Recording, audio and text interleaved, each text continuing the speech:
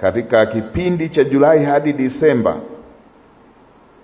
hiki kifupi tu, TAKUKURU imefanikiwa kuokoa fedha za umma zaidi ya shilingi bilioni 60.2, na fedha hizi zimerejeshwa serikalini, ndizo zimefanya kazi ya huduma za jamii.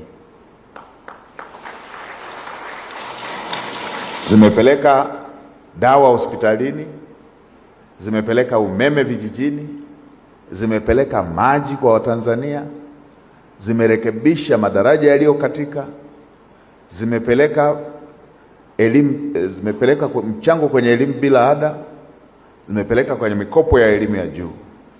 Huu ndo muunganiko wa kazi yenu na maisha ya kila siku ya Mtanzania.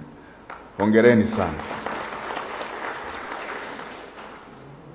Na Mheshimiwa Rais kila wakati tunapokuwepo wasaidizi wake anatuelekeza kuhusu kuhakikisha masuala yanayohusu huduma za jamii, maendeleo ya Watanzania na masuala ya utawala bora yanazingatiwa.